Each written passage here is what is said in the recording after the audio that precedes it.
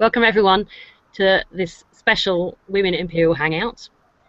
We're broadcasting as part of our celebrations of women at the college. I'm Kerry Noble and I work in the Imperial's Communications and Public Affairs division.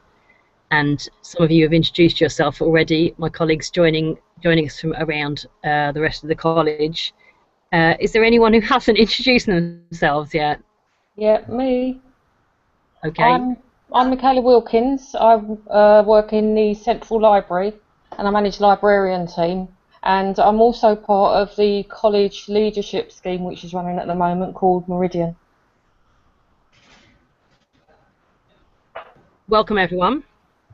Hi, we introduced ourselves. Over here.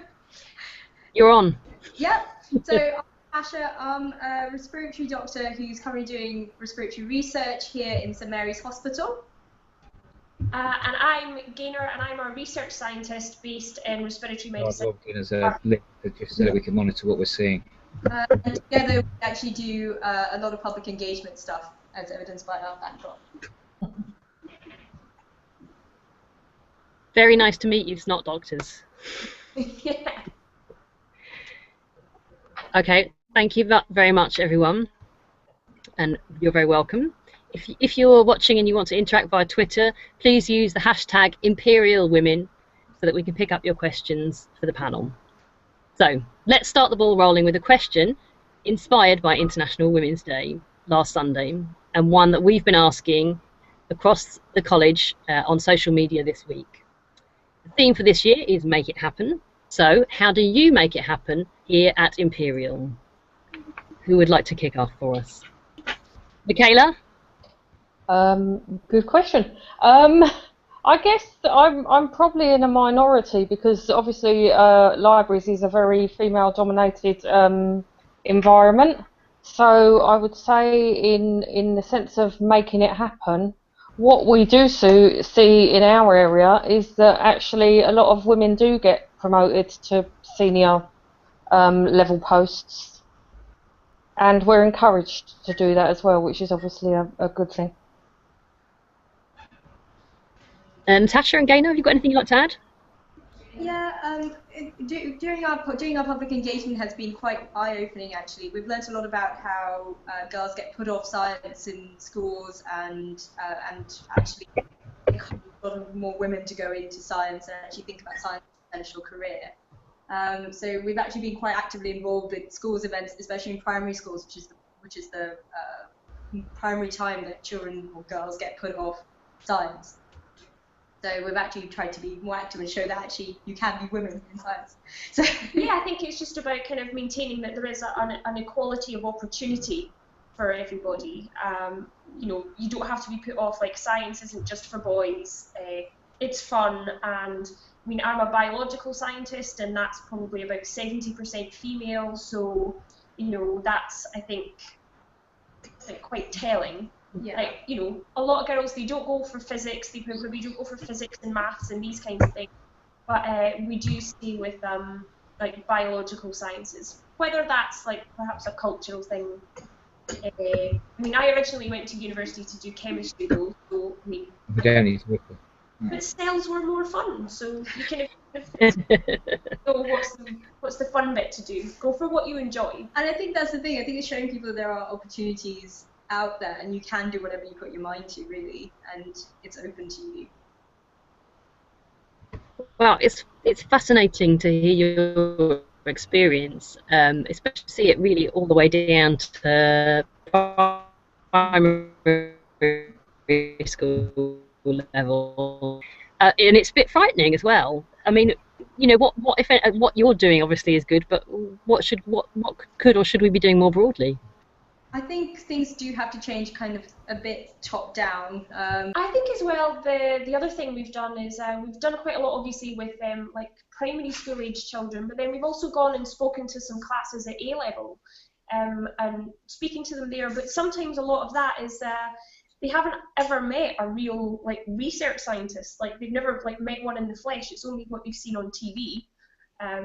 And generally things like, you know, the Big Bang Theory show a bunch of men hanging around together being scientists, and that's not what it's like. No, So where we work. so I guess it helps if the one they do meet happens to be a woman. Yeah, and I think that it's exposure really, and I don't think they get that exposure generally in their everyday lives and in terms of people they know and people they see in the media and stuff. I think that exposure is limited, so it's good to have that exposure, and we hope that we're hoping doing our part to improve that, and I think it should be a bit more widespread. So role models very important, and I suppose we could all try and do our bit at being role models in the future. So moving on to the next question. Can you tell us a little bit about how Imperial has helped you and your other women colleagues that you might have to get on with your work and do the job that you're here to do?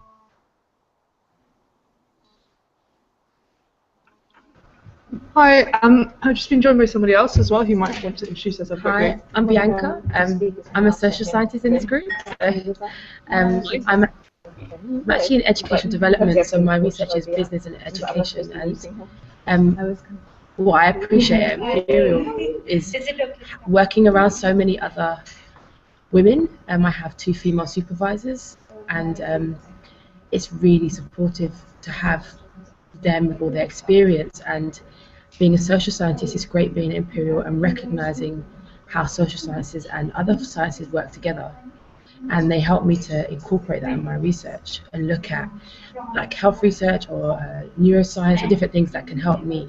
So I think Imperial really helps you to have access to really smart women who have got to the top of their career, and it's helped me to feel really confident as a researcher. I don't know about you. Yeah, I was just going to add to that about what we've been speaking so far as well. I think there is definitely a big issue with underrepresentation of women in the media, and just in general. You don't really expect women to go and be economists or scientists. Still in this age, like there's still very much a bias. And there was a recent McKinsey report as well that was saying that 15% of business people in films are played, only 15% of women, which is absolutely shocking in this day and age. So I think the way that Imperial's really helped me is just being able to see people doing it, and that's the main. That is how it's helped me.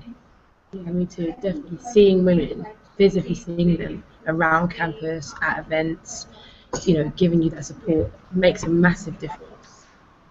Interesting. Role models are coming through very, very strongly in the discussion we're having. Does anyone else want to add to that? Yeah, I think I can add.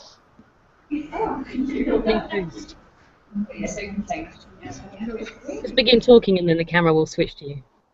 Hi, yeah, I think I can add to that.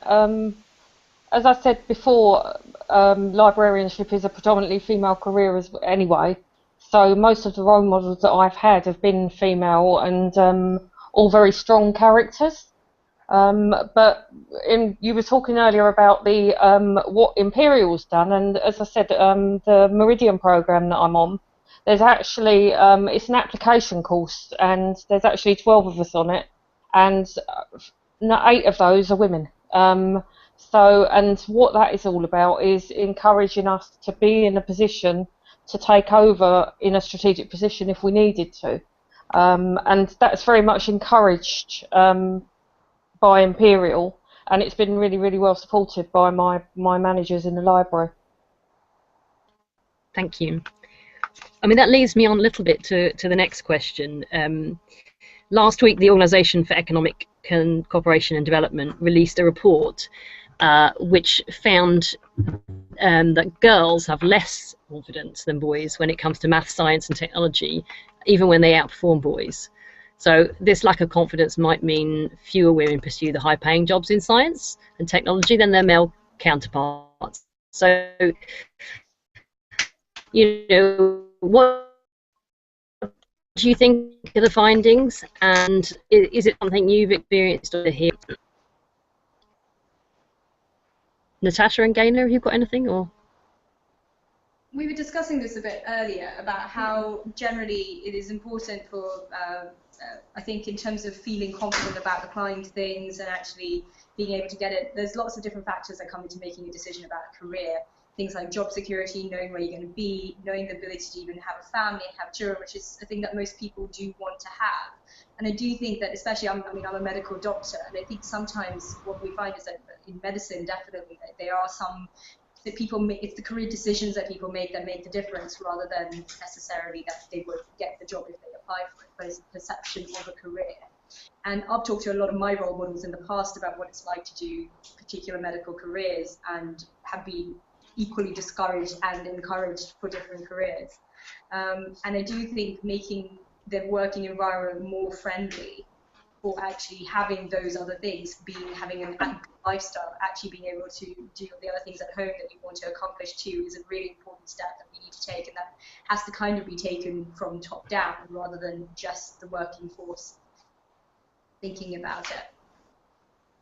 Yeah, for me, I think one of the major kind of stumbling blocks for to get women to actually stay in science, certainly from the academic point, and I think the reason a lot of women then they move out and they go into teaching, or they try to go to industry and things, is because of the system of short-term contracts that you get as a research scientist in academia.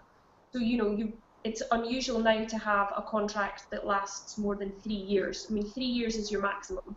And how women actually manage to kind of fit in a maternity leave and also achieve enough within those 3 years with that maternity leave to then go and kind of compete for your next job, where you are competing against people who haven't had that time off, who haven't made, they've had all of that time to themselves, and your CV will have bigger gaps, and if people are just going off that, then it's a big competitive thing, and sometimes it's easier to just go, well, I'd rather just not have to apply for jobs every 3 years and be constantly competing in that kind of way. I mean, it's quite a cutthroat environment. But then academic science itself, I mean, there are far more PhDs kind of put out by universities than there will ever be academic postings. So there's always going to be this fallout. I just think it's possibly, there aren't enough academic jobs, or there's not the stability in academia to get the women to actually stay in academia to compete for those few higher level jobs that there are. It's not to say that I don't think things are changing, especially in medicine now. We have less than full-time training jobs, so that you can actually train less than full-time, so it does allow you to do the other things that you need to do in life, which have time limits, like having children. So yeah, I mean, there are changes. They're taking a long time to get into effect, and I do find that generally, in terms of my personal experience in medicine, is that if you're doing a very long training program, and actually having to do half-time training and delay your training, by the time you get to a consultant job, it's very hard to take it on and feel that you have that enthusiasm to carry into being a consultant and actually being in charge again. So I do think a very competitive environment, as well as one that requires they are someone who can say the difference. And it would be nicer if I guess the playing field was made something a bit more level, especially when you realise that actually it's much better to have someone who cares about what they do to do a good job, rather than just someone who can tick a bunch of boxes to compete. Sophie, I think we haven't heard from you yet. Have you got anything to add to that question, or are there any sort of tips or tricks that you've picked up in your time through your experience?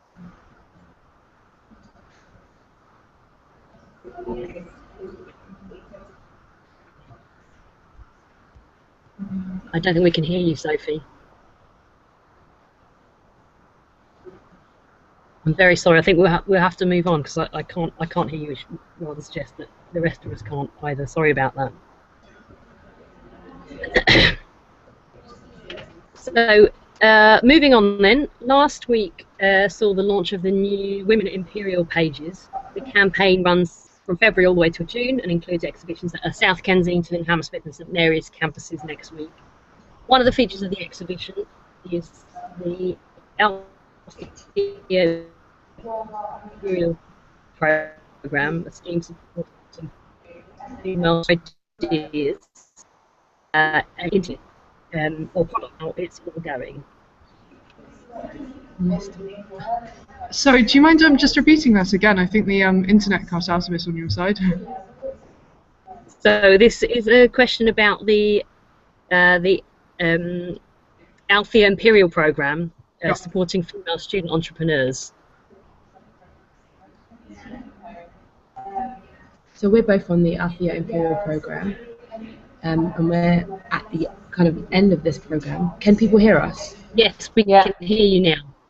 And it's been a really great program for just exposing us to so many amazing women across Imperial, around Imperial, who've been to Imperial different stages and that are doing some really entrepreneurial things. And I found it really great to hear their stories about, why they got into the business that they've got into, and picking up the last point before about kind of academic stability and contracts. I think some people we met, decided to go into entrepreneurship as a way of fitting around their family or fitting around their lifestyle. So it's been great to meet people all across Imperial who've been at different times doing some really innovative businesses and projects. Yeah, absolutely. And I think what's really made the difference to me is that I think definitely there is still a problem very early on in girls' lives that maths, science, technology is perceived as not being cool, whereas for guys it's perceived as cool to go into those areas. And I know there was a study as well that looked, I think it was a McKinsey study again, that looks at a drop, basically looked at the impact of advertising in the 70s and 80s, where there was a lot of advertising going on that put tech across as a male industry. And before that, there were actually a lot of women tech entrepreneurs, and right after that, they dropped very steadily off as a result of this advertising. So I think it is really important to make it come across to girls and also women across their careers that actually STEM is a great area to be in. It's really exciting, it's really interesting, and that I think is really important. But it is obviously still an issue. There was a piece in the Observer this Sunday, I don't know if anybody read it, about does Silicon Valley have a problem with women? And I think that, there are issues in terms of access into tech. And you talked about boys being confident. I mean, I'm not somebody who studied STEM, but I absolutely love tech and I'm pretty good at tech and digital. And I think what we've learned from the Althea program is that people can get into these industries from different areas and different avenues, and that it's open to all, but that it's really innovative. And I think being at Imperial and having that kind of innovation focus and entrepreneurial focus has really made me feel confident that actually I could start up a tech business and be pretty good at it and learn things. So I think it's been great for all of us on the program to just have this regular, consistent interaction with people over monthly sessions. And I just think it would be great if more people could get access to something like this, because it's been really inspirational. And I'd like to add one more point. I think that there is a lot in the press about women not being as confident as men, and I think that is potentially not entirely true. I mean, I would agree that I think women are less confident in STEM areas than men, but I feel that actually saying as a blanket rule that 50% of the world population isn't as confident as the other 50%, I don't think that's very fair. So I think that obviously we've got to look beyond confidence as well. It's not just a confidence issue, and you can't have this cookie cutter solution that says we've got to make women more confident, because that's not the only thing that we've got to look at, basically. And I mean, is the scheme? Do you feel that the scheme is necessary? What does it do that's different from other things that exist that say would be a difference? Yeah, absolutely. Okay, so actually this is a really interesting question, because I was thinking about this, and originally when I applied to the program, in the first session I was saying that why is it only open to women? Why can only women apply?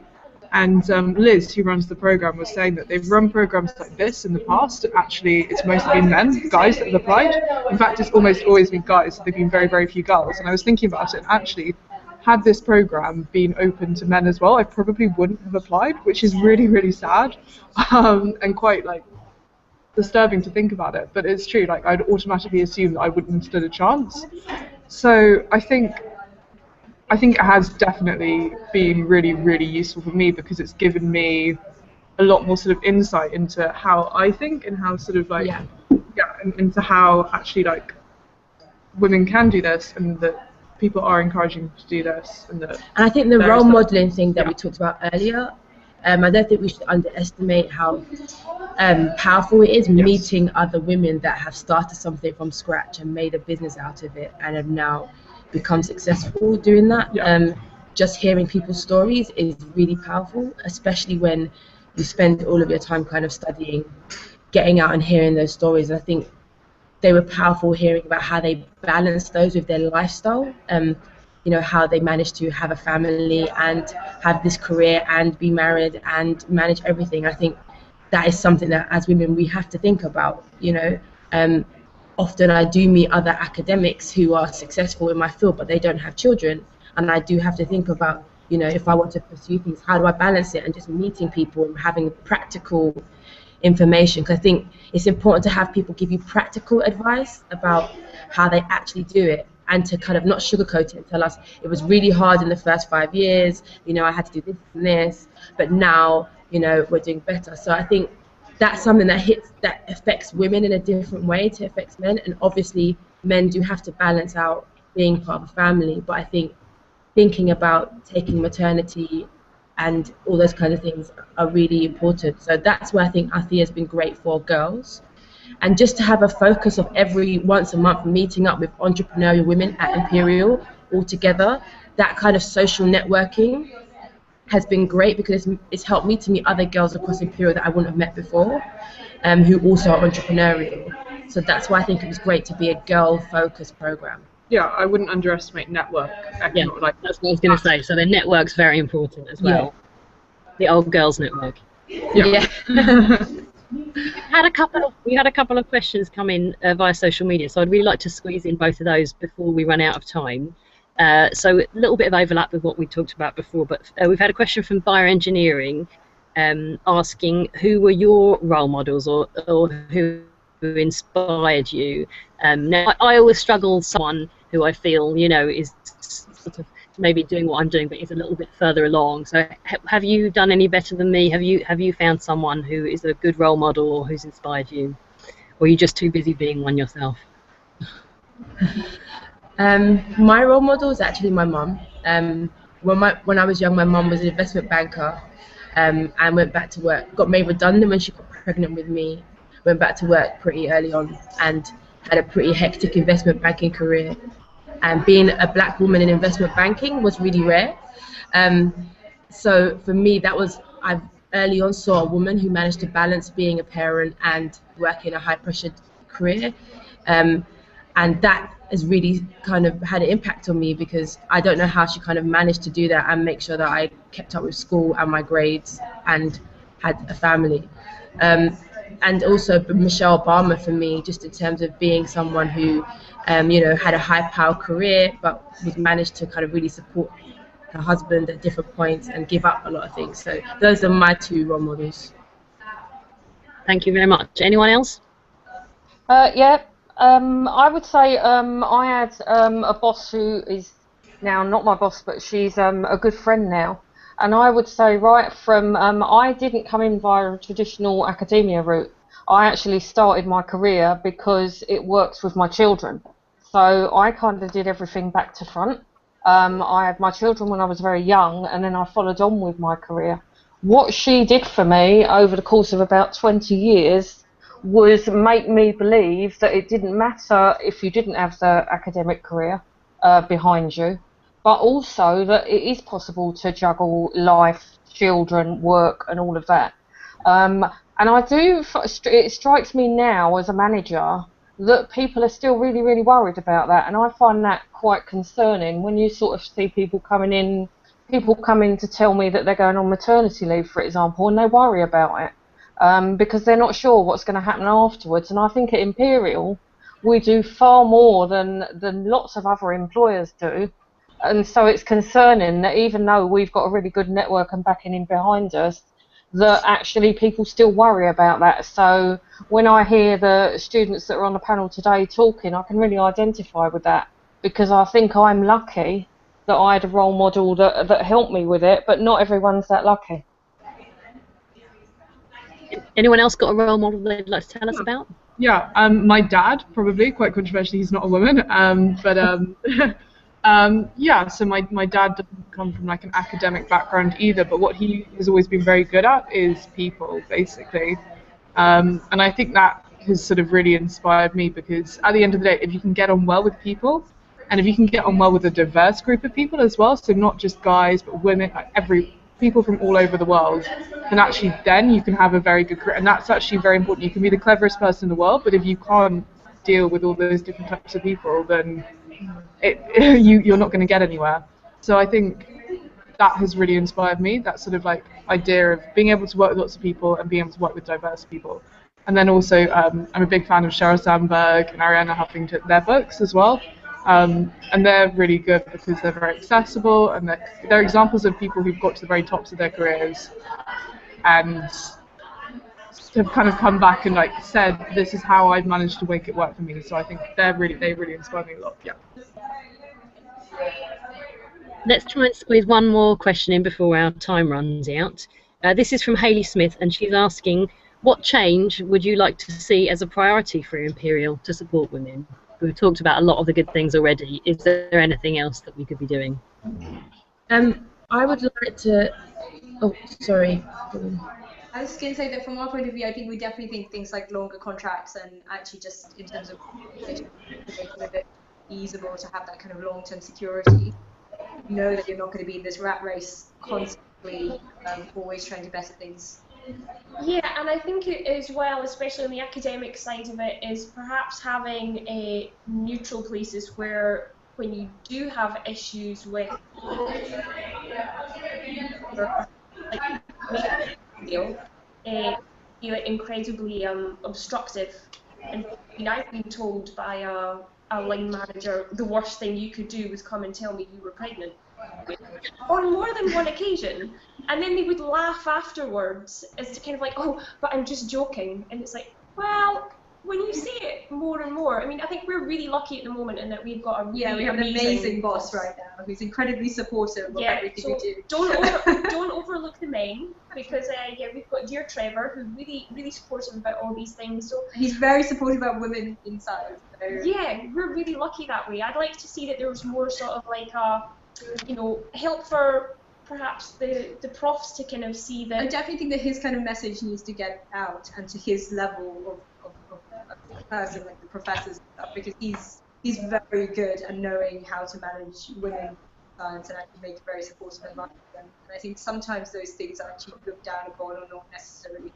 Yeah, they're thought of as lighter, and in fact what it makes is it makes us want to kind of like come into work every day and do our job well.